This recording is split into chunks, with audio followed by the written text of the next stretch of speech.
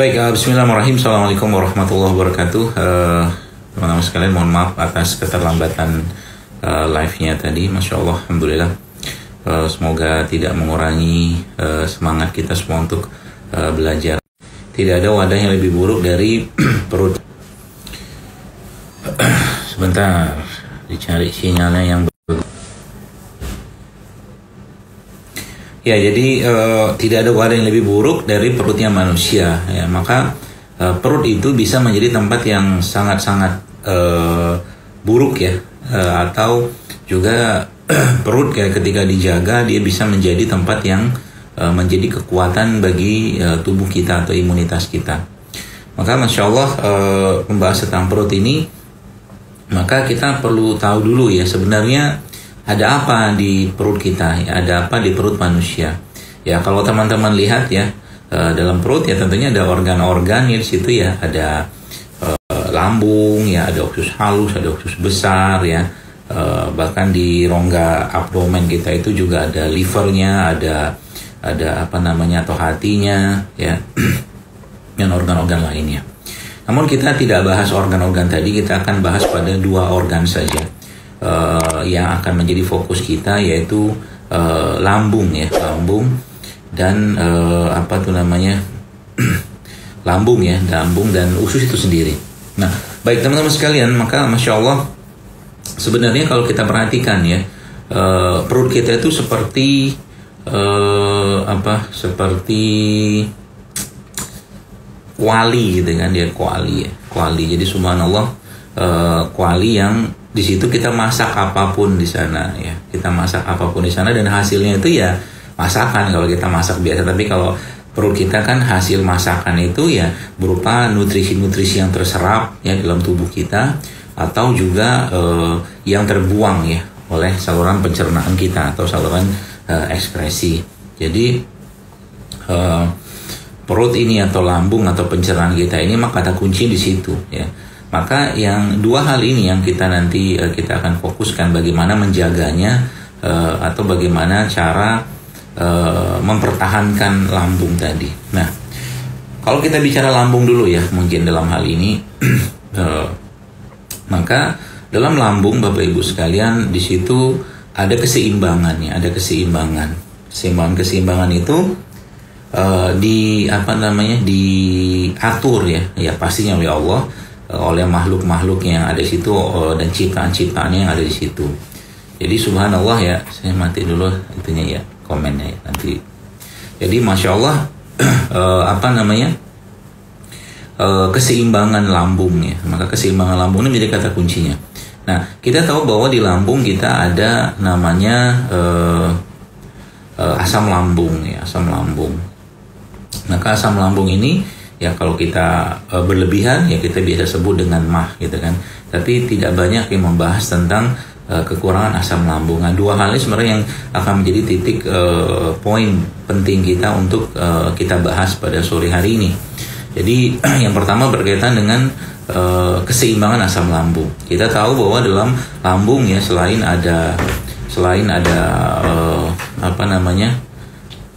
pencernaan, ada asam lambung ya, yang harus dipertahankan keseimbangannya, sebab kalau dia tidak dipertahankan keseimbangannya pasti akan muncul masalah ya.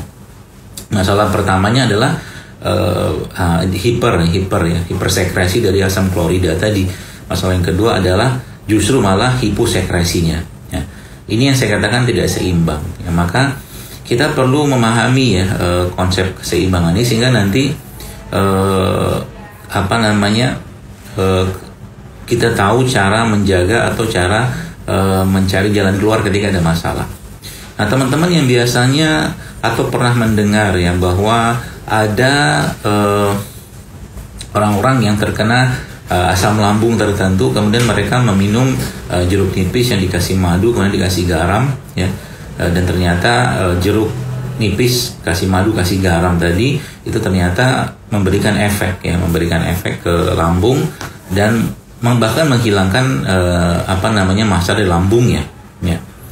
Nanti kita akan bahas teorinya ya, karena memang kalau teori di dunia modern yang ada saat ini ya asam lambung berlebihan sehingga di stop kalau nggak dikasih penetralnya. Ya, kalau di teori yang lain, katakanlah di teori pengobatan natural ya, atau mungkin di kesehatan Islam itu teorinya tidak melulu seperti itu ya. Karena kalau bicara teori maka baik. Jadi Bapak Ibu sekalian tadi ya. Terus bagaimana cara kita menjaga keseimbangan lambung tadi? Nah, lambung ya sangat sensitif sebenarnya dengan semua atau segala sesuatu yang bersifat kimiawi ya. Segala sesuatu yang bersifat kimiawi, bukan hanya sekedar obat ya. Tapi yang saya maksud sini juga bahan-bahan polutan seperti logam-logam berat yang ada pada sayuran, buah-buahan ya, beras segala macam ya.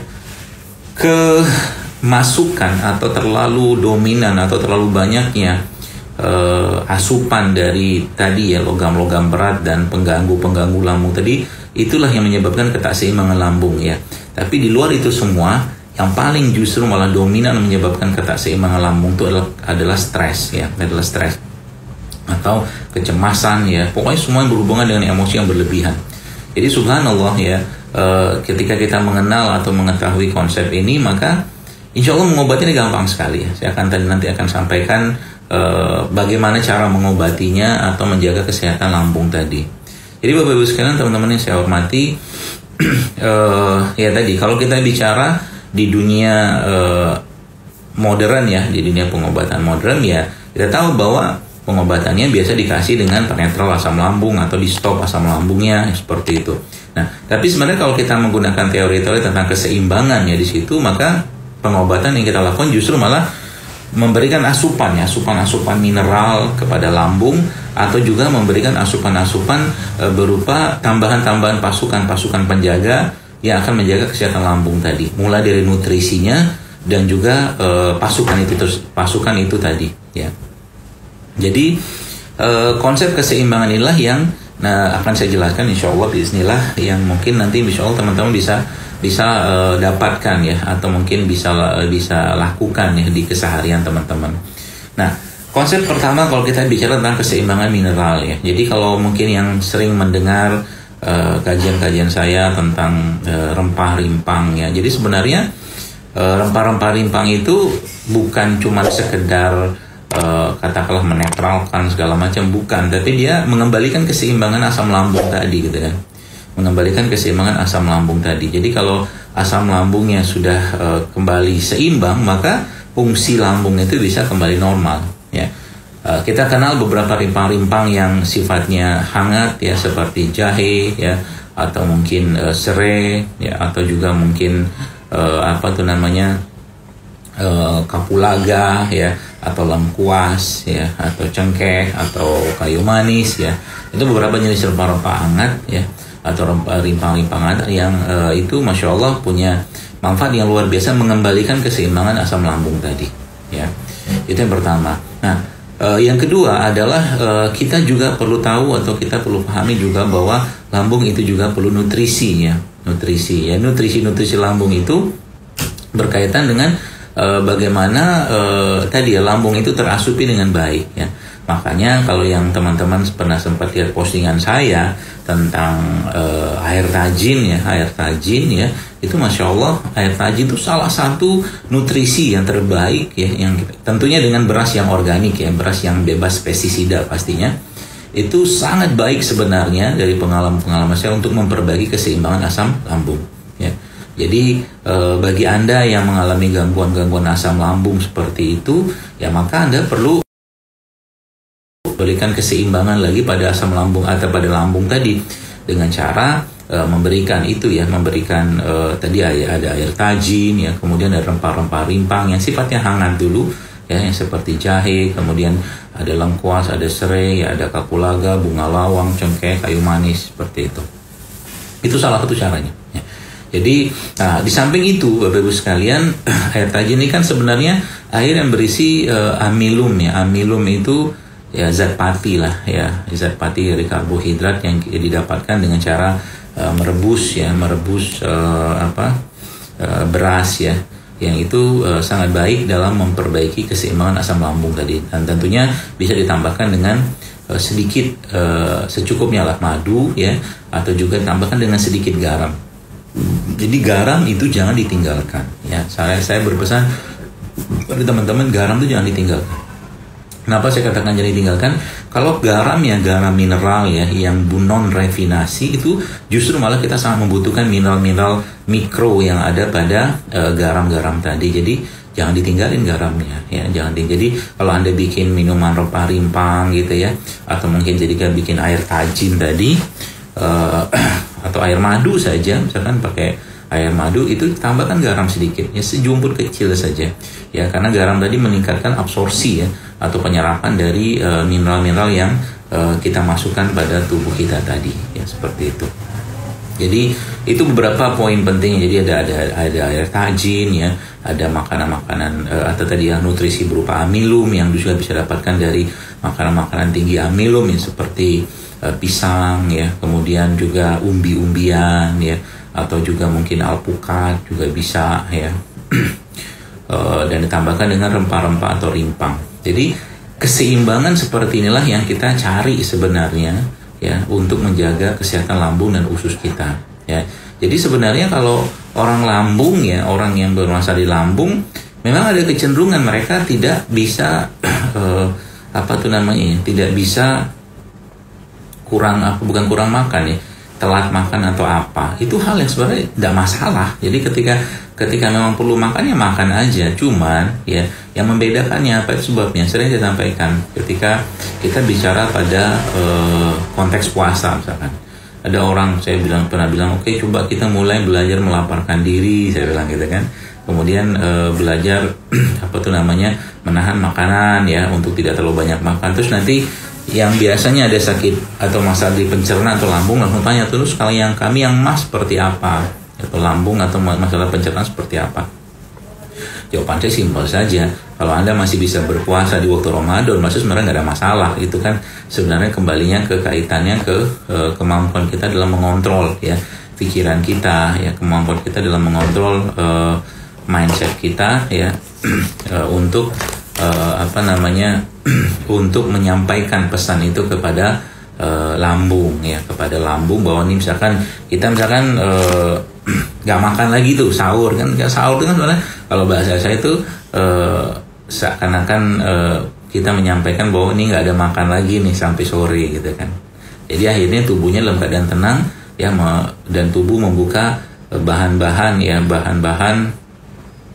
cadangan energi untuk dijadikan bahan tenaga untuk tubuh atau energi buat tubuh, seperti itu ya.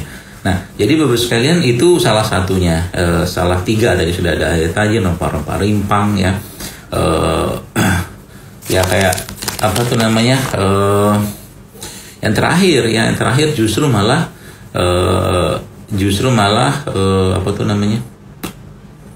kita memerlukan fermented makanan fermented atau produk-produk fermented atau probiotik seperti itu untuk menjaga kesehatan lambung ya. Dan tadi saya katakan bahwa kesehatan asam lambung itu memang dipengaruhi oleh adanya makhluk-makhluk tadi ya. Jadi semakin banyak makhluk-makhluk tadi atau fermented food ya, atau mungkin seperti itu yang masuk dalam tubuh kita, maka insya Allah dia akan menjaga keseimbangan tadi ya. Bahkan dia akan memperbaiki usus-usus yang bermasalah atau kita kenal sebagai leaky gut atau bocor ya. Bocor salah satunya. Maka kita lagi trial juga ya di JSR Store ini ya, untuk mencoba ya produk-produk nutrisi suplemen seperti ini yang sangat baik untuk menjaga kesehatan lambung ya. Nanti teman-teman bisa dapatkan di JSR Store ya, seperti ini, atau yang kasasetan ya saya sebutnya nutrisi kesehatan lambung saja ya. Jadi ada yang bentuknya kaplet kayak begini ya, dan juga yang saset kayak begini. Nanti bisa dicampurkan dengan air ya, dan madu, ditambahkan madu. Kita coba tuh, nanti teman-teman bisa coba dapatkan di JSR Store ya, seperti itu.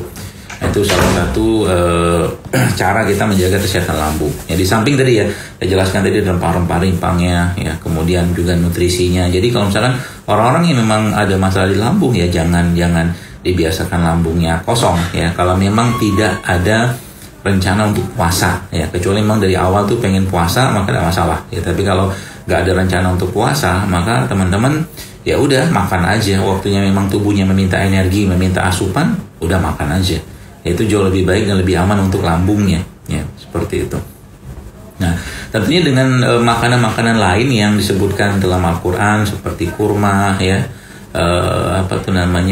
madu, ya, itu juga sangat baik ya untuk kita berikan asupan, dan lemak-lemak yang baik seperti minyak zaitun, ya.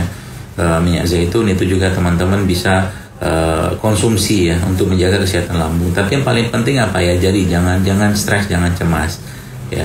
Lambung itu sebenarnya dia nggak masalah ya sebenarnya kalau kitanya aman-aman saja, dan ternyata aman-aman itu maksudnya secara pikiran ya. Dan tidak kalah pentingnya adalah bahwa nutrisi lambung itu ya sangat perlu teman-teman perbaiki ya. Jadi mulailah untuk berpikir untuk mengkonsumsi makanan-makanan yang justru malah mengganggu kesehatan lambung kita ya. Seperti makanan-makanan cepat saji ya, makanan-makanan yang banyak bahan-bahan kimianya ya, atau makanan-makanan atau minuman yang makanan terutama yang berpotensi mengandung logam berat ya. Itu juga salah satu yang menyebabkan masalah ketakseimbangan atau gangguan keseimbangan dari asam lambung tadi ya, seperti itu. Saya kira mungkin itu yang bisa saya sampaikan sedikit ya. Ya nanti teman-teman bisa dapatkan itu di mana, di SR Store ya. Yang tadi ya ada beberapa lagi trial ini ya, kita nutrisi kesehatan lambung juga gitu aja, nanti teman-teman bisa dapatkan di sana. Saya buka saja ini komennya, mari kita baca.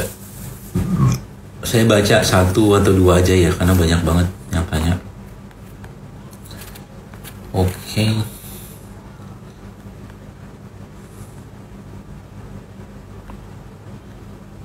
Ya, assalamualaikum. Saya jawab semua ya. Waalaikumsalam.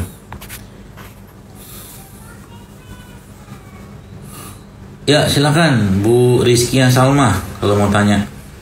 Langsung aja kalau mau tanya. Waktu kita nggak banyak juga.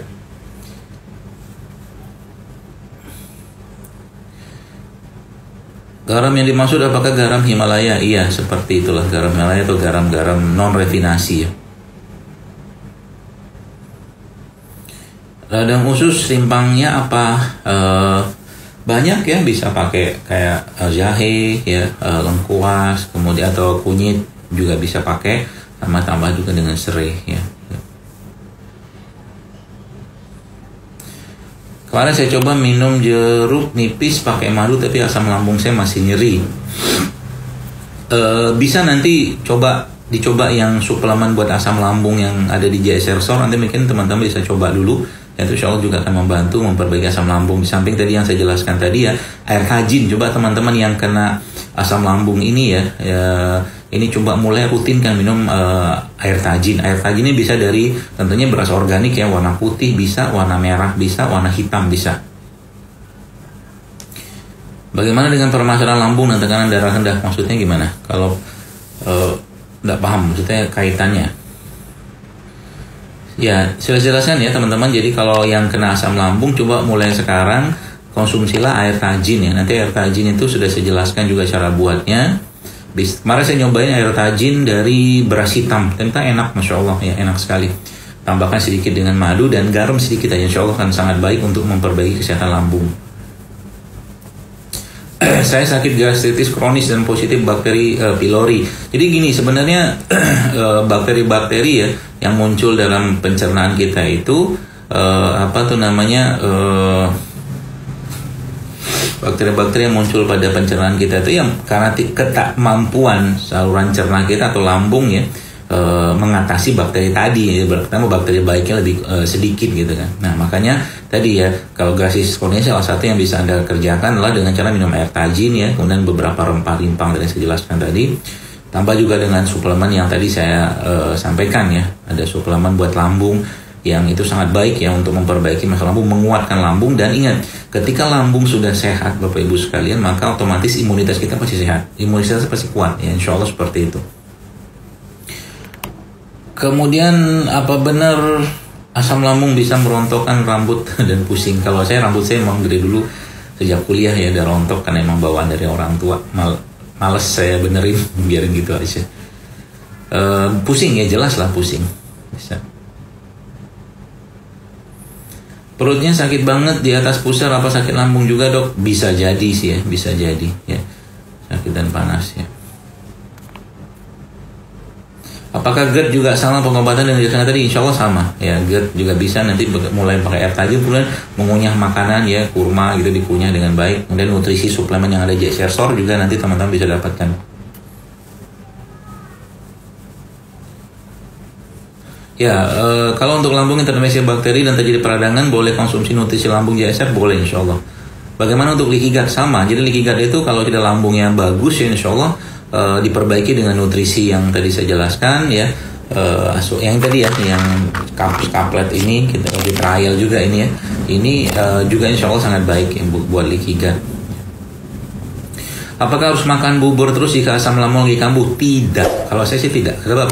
Kalau makan bubur terus malah justru kita memanjakan lambung ya. Jadi akhirnya enzim nggak keluar. Justru malah Anda makan biasa aja tapi kunyah yang bagus ya. Kunyah yang lama sehingga nanti makanan tadinya di lunak. Ya lunak keluar enzimnya. Jadi Masya Allah justru malah dia memperbaiki asam lambung yang bermasalah ya. Kalau manfaat untuk visio dan segi gigi bagus ya, bagus ya. Visio bisa juga untuk namanya oil pulling, nanti di kumur-kumur pakai visio ya. Berapa menit? Agak lama sih, 15 menit kalau teorinya itu. Insya Allah kan sangat membantu buat yang sakit gigi. Asam lambung lagi tinggi boleh tetap kasih lemon. Kalau memang nggak cocok nggak usah. Mulai coba pakai itu aja, pakai pakai air tajin ya. Tambahkan juga dengan nutrisi asam lambung. Ya gitu. Nah ini nanti ada paketnya begini nanti dari JSR Store-nya. Ya. Paketnya untuk berapa hari ya? 4 hari ya, misalnya 5 hari. Ya. Kemudian ramuan JSR apa yang terbaik pada saat dada terasa napas pendek dan langsung lari, kepala seperti keliengan? Anda harus suplai nutrisi dulu ya. Nutrisi lambung tadi ya. Dari air tajin, mungkin ada makan alpukat atau pisang ya, atau juga mungkin makan yang ini tadi juga insya Allah bisa. Madu, kurma juga boleh, atau air madu sama kurma tambahkan dengan garam sedikit. Jahe aman buat asam lambung? Aman insya Allah, jadi tidak masalah, silahkan nanti dicobain, justru malah bagus ya jahe itu ya. Buat asam lambung tambahkan dengan madu sedikit, tambahkan dengan pandan sedikit. Kalau nanti mau coba bisa juga dicoba dengan air tajin ya, buat nutrisinya juga bagus.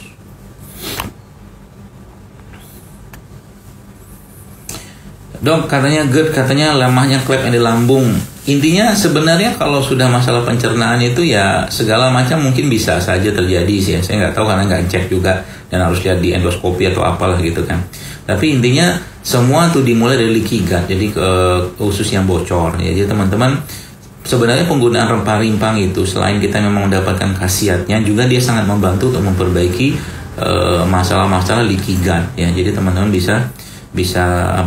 bisa konsumsi ya, ganti-ganti saja. Misalkan hari ini minum jahe, tambahkan pandan, besok mungkin serai ya, tambahkan madu gitu. Jadi setiap hari ganti-ganti nggak masalah.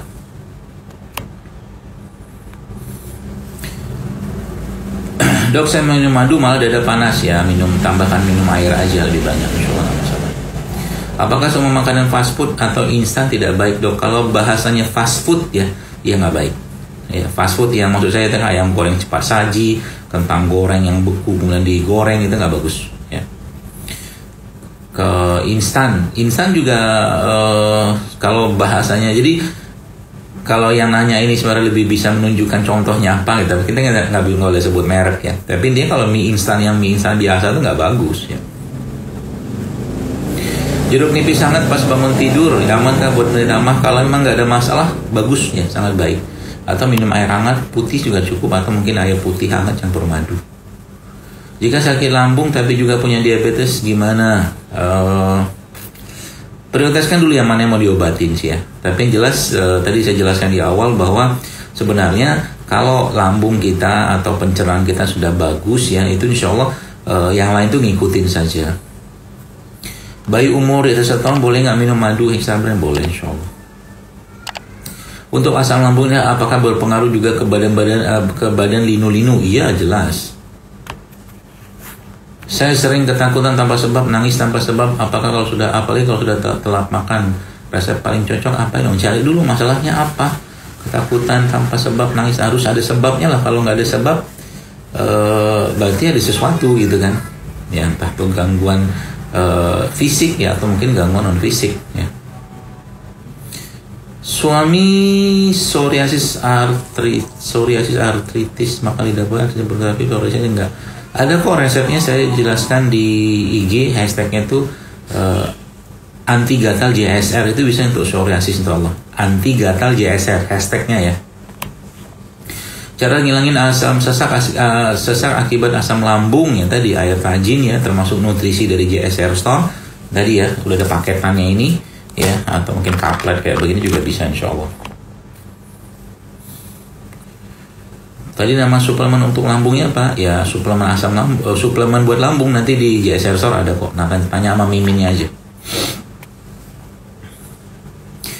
Info nutrisi untuk lambung lansia 80 tahun ya, banyak ya, insya Allah madu juga boleh ya tadi ya.